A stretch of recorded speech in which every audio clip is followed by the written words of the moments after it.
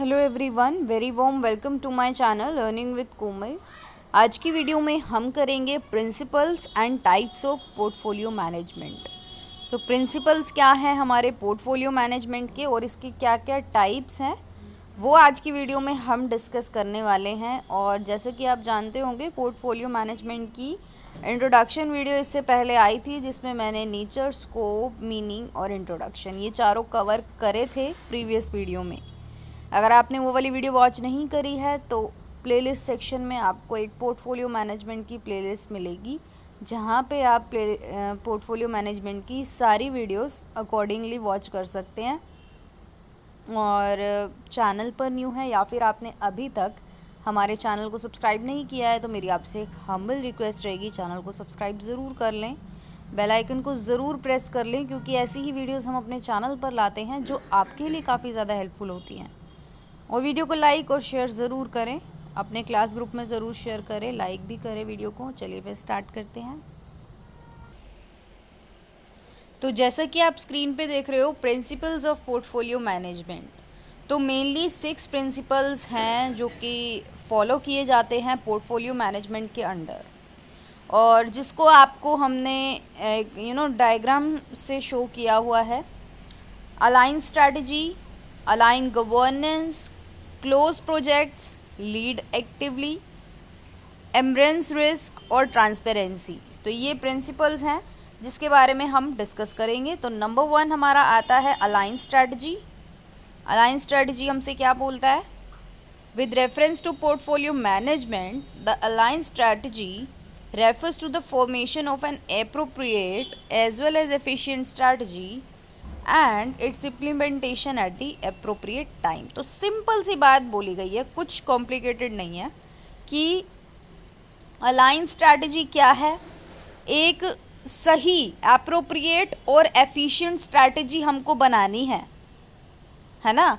एक एप्रोप्रिएट और efficient strategy हमको बनानी है और उसको सही टाइम पर इम्प्लीमेंट भी करना है। वो हमारी क्या होती है? अलाइन स्ट्रैटेजी होती है।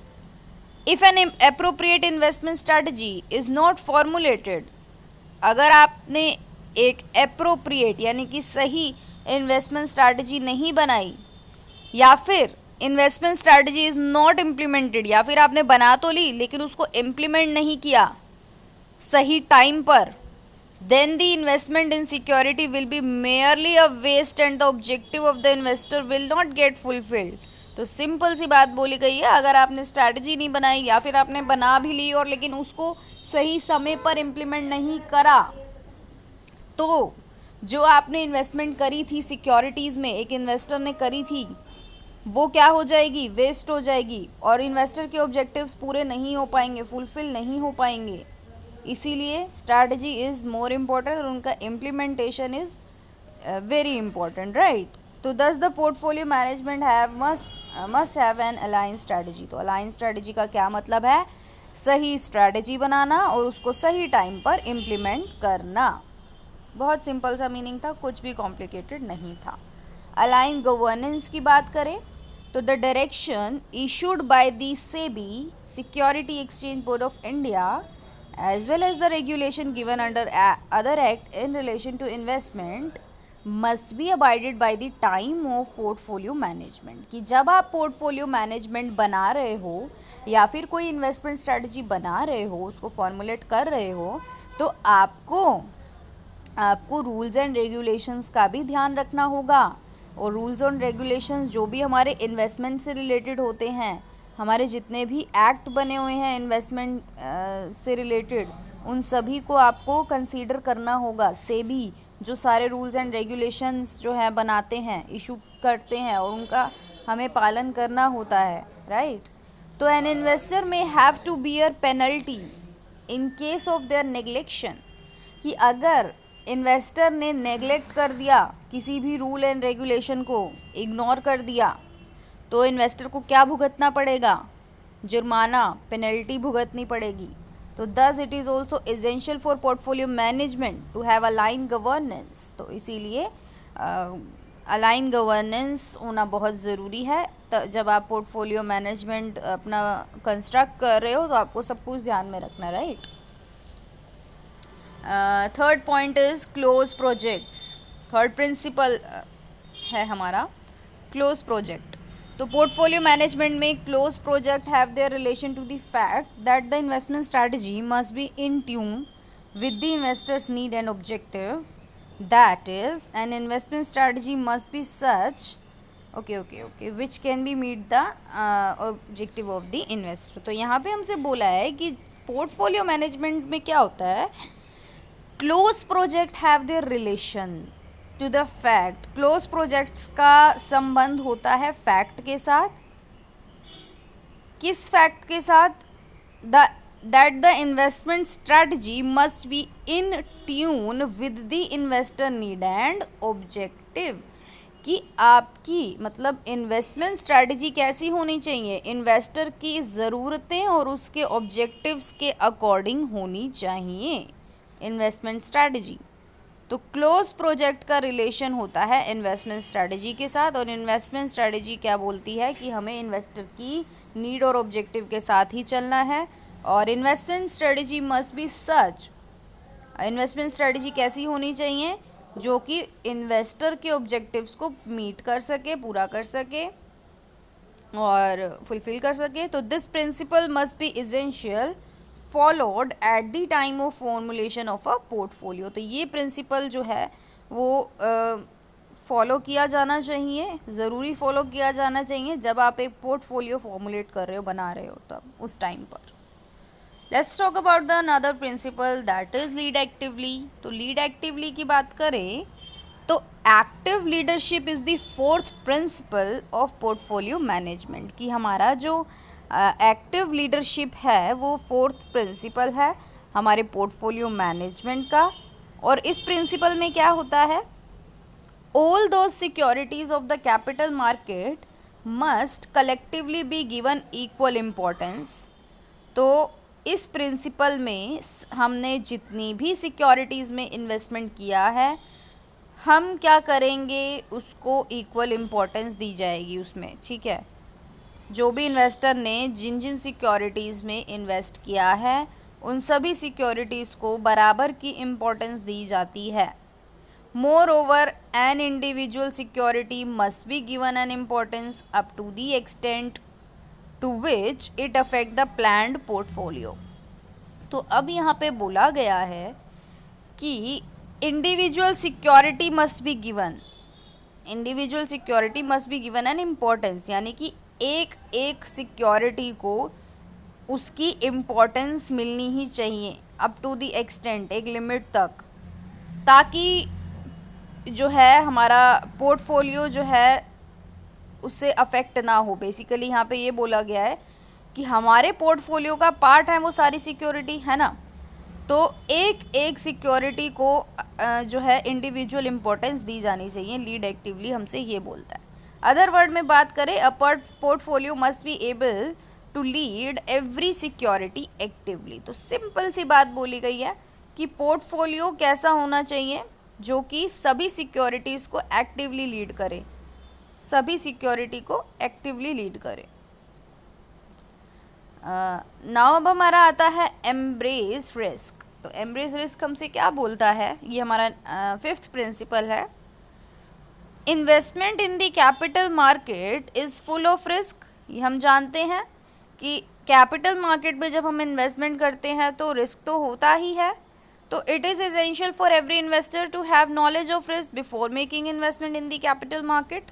तो अब एक इन्वेस्टर के लिए बहुत ज़रूरी होता है कि उसको जानकारी हो जब वो इन्वेस्टमेंट करने जा रहा हो कैपिटल मार्केट में, तो रिस्क के बारे में भी उसको जानकारी होनी ज़रूरी है।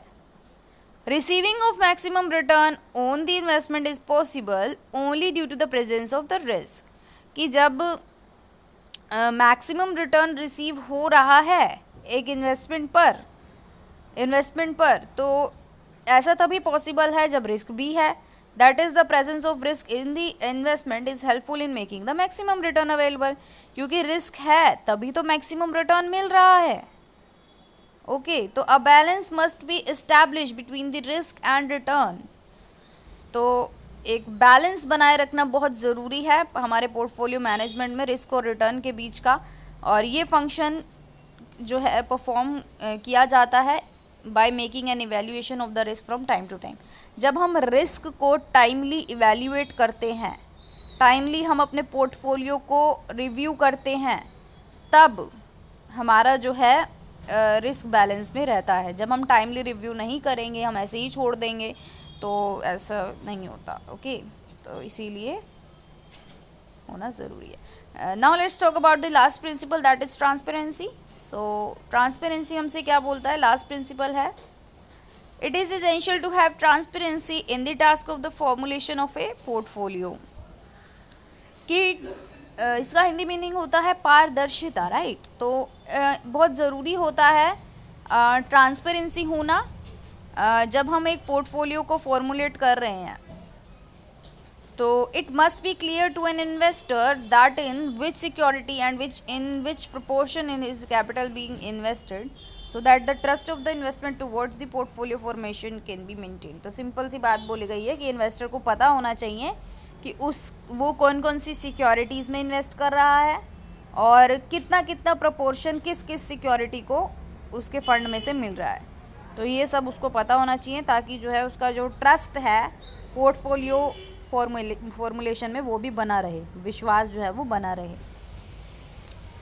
Now let's talk about the types of portfolio management. तो ये मैनेजमेंट, पोर्टफोलियो मैनेजमेंट के टाइप्स है, not the types of portfolio, right, वो अलग क्वेश्चन है। तो ये है हमारा टाइप्स ऑफ पोर्टफोलियो मैनेजमेंट। तो 4 टाइप के हमारे पोर्टफोलियो मैनेजमेंट आते हैं। Discretionary portfolio management, non discretionary, passive and active portfolio. तो ये 4 टाइप के होते हैं। नंबर 1 आता है डिस्क्रिशनरी। तो डिस्क्रिशनरी पोर्टफोलियो मैनेजमेंट क्या बोलता है? An investor doesn't make any interference in the investment decisions. कहने का मतलब है कि डिस्क्रिशनरी पोर्टफोलियो मैनेजमेंट में क्या होता है, इन्वेस्टर कोई भी इंटरफेरेंस नहीं करता इन्वेस्टमेंट डिसीजन में। All the investment decision depend upon the rationality and decision making power of the portfolio management. Rationality का मतलब होता है logical thinking. Okay, logical thinking जिसको हम बोलते हैं वो रैशनैलिटी होता है। तो all the investment decision depend upon the rationality and decision making power of the portfolio management. तो सिंपल सी बात है, जो पोर्टफोलियो मैनेजर होता है ना, उसकी लॉजिकल थिंकिंग, उसकी रैशनैलिटी, उसकी डिसीजन मेकिंग पावर पर डिपेंड करते हैं इस वाले टाइप में इन्वेस्टमेंट डिसीजन। कहने का मतलब है इन्वेस्टर कोई दखलंदाजी नहीं करेगा, पोर्टफोलियो मैनेजर अपने थिंकिंग, अपनी लॉजिकल थिंकिंग और डिसीजन मेकिंग पावर को यूज़ करके डिसीजन लेगा। तो it is the duty of the portfolio manager that he must prepare an investment plan that should fulfil the financial requirement as well as the objective of the investor.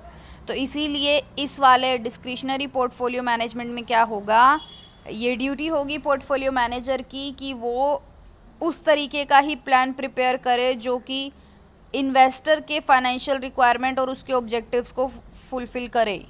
तो उसके according ही उसको investment plan prepare करना चाहिए, must है ये। तो I hope ये clear हो गया होगा, कुछ भी इसमें ज़्यादा हमें बताने की ज़रूरत नहीं है। नॉन डिस्क्रिशनरी में बात करें, डिस्क्रिशनरी में क्या था कि इन्वेस्टर इंटरफेरेंस नहीं करता, सब काम कौन करता है? पोर्टफोलियो मैनेजर करता है। नॉन डिस्क्रिशनरी में क्या होगा? अपोजिट होगा बेसिकली ये डिस्क्रिशनरी के, है ना।